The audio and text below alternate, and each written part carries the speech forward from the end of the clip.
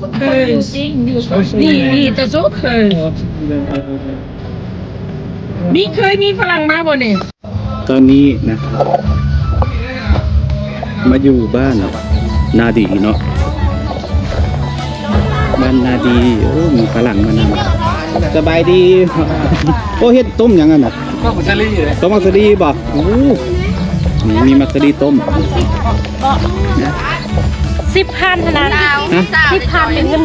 10,000บ่เป็นเงินไทย20 บาทประมาณนั้นตาเยอะแม่ค้าต้องซื้อเพิ่มแล้วแนวปั่นนะเพิ่นว่าน้องสาวสาวจ้อยได้ผัวไทยคือกันบ่ล่ะผัวลาวโอ้คือบ่เอาผัวไทยคืออยากได้อยู่แต่บ่มีใครเอามีเด้อไผเบิ่งจังผัวแล้วเตะปากได้เนาะอันนี้เงินดอกเงินดองเนาะบอกบันเทิง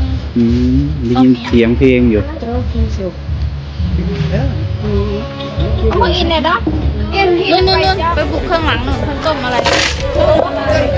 ขอเบิ่งเนี่ยเด้อต้มหยังมัสลีบ่โอ้มัสลีงามขนาดเลยต้มมัสลีขายมัสลีอยู่ข้างในเนาะมัสลีขาววะเหลืองนี่นะเก็บตะไคร้กินมัสลีเหลืองอันนี้อยู่เพื่อนซอสจ่อยเนาะซอสจ่อยบ่าวต้อมนะสบายดีเปิดในเบิ้งเนี่ยอีหล่าเอานี่มาเปิดจักแล้ว เปิดในเบิ้งเนี่ยมัสลีอุ้ยเย็ดของเพื่อนล้นเลยมันเปื้อนโอ้หน่วยใหญ่เนาะ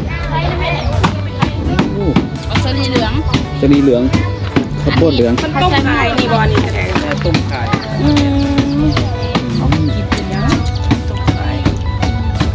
ยอดตัวนี้ยำมันเนาะนั่นเห็นไหมกว่าเพิ่นจะทำน้ำแข็งน้ำปั่นได้ต้องทุบก่อนไปดูเลยต้องทุบก่อนนะน้ำก้อนแล้วคือได้ทุบเป็นก้อนเองปั่นอะไรมันเครื่องจังพังเขาก็นึกว่าเราต้มเป็ดนะเราไปตามกุ้งเนียมเด้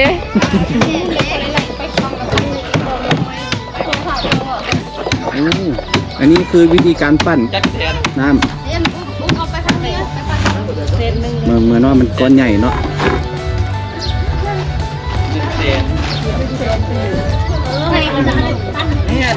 แจ้งมาพี่แจ้งว่าจ้าจ่อยจะเป็นแจ้งจะแบ่งเลยเอาพี่เจ๊ให้พี่เจ๊เลยเนาะเลี้ยงแถวเด้อเลี้ยงแถวเด้อน้องๆเล็กน้อยไปเลี้ยงแถวไว้ไปเยติ้วเลยนั่นนะกินแถวกินมันนะกินเจนนมือเราเลี้ยงแถวโอ้ยทำอะไรลูกเลี้ยงแถวขอบใจเพิ่นนกมือเราเนาะมาเด้อพายกินน้ำสดใจเด้อรอบนี้กับใจขอบคุณอยากอายอีกมาเร็วไปอีทไปก็เอาน้ำขวดเผื่อน้องนำด้วยโบเล็กเปิดเลยครบแล้วบ่โบเล็กเปิดครบแล้วบ่มาแล้วพี่ไปประมาณนู้น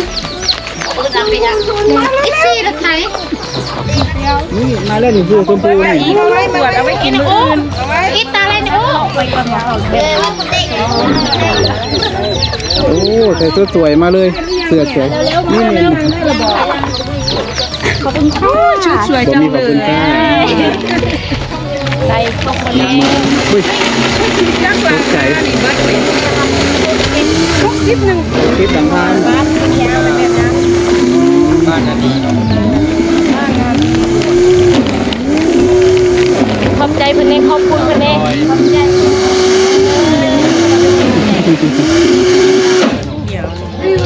อบใจ ไปเลาะไป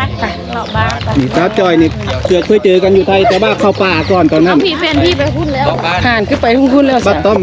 ขับรถพาเข้าป่า ปลาต้มไปย่านโดทำบ้านเนี่ยเรายังมา โทรหาเพิ่นแล้วเพิ่นว่าเพิ่นกำลังมาเอ้ย ให้ลูกเนี่ยก็แห่ไข่เนาะแห่ไข่มาบ้าน อื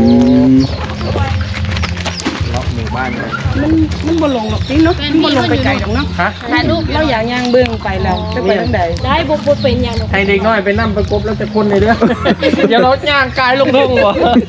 หรือว่าเราอยากไปน้ำเฮาบ่ไปน้ำเฮา อืม เพิ่นก็อยากไปอยู่เพิ่นอยาก แจกขนมแจกขนมน้องๆนะบ่แม่นขนมเนาะเป็นน้ำ มากไงนะเพื่อนน้อง เนี่ยก็ คือนี่ห้องหมักลิ้นจี่บ่ปัจจุไทยห้องมาลิ้นจี่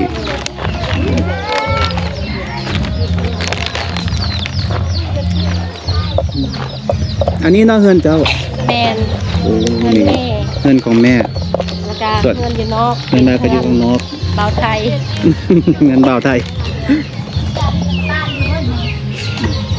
เรื่องบรรยากาศเนาะกำลังต้มหมักสลีกับปั่นน้ำปั่นขาย แล้ววันไหนก็อันเราต้อง เราว่ากำลังสิเมื่อเราว่าบ่าวตอมโทรหาเรา โทรหาอะไรเป็นบ่ โทรหาแล้วเลยออกจากทำนักเอ็นก็โทรหาเรา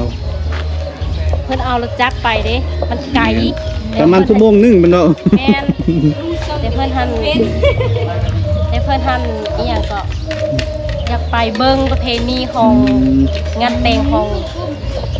สาวลาวของคุณมันสิเป็นยังไงนะคะนะไปเก็บบรรยากาศอย่างไรเลย ถ้ามาแต่เช้าได้ไปทำกัน แมน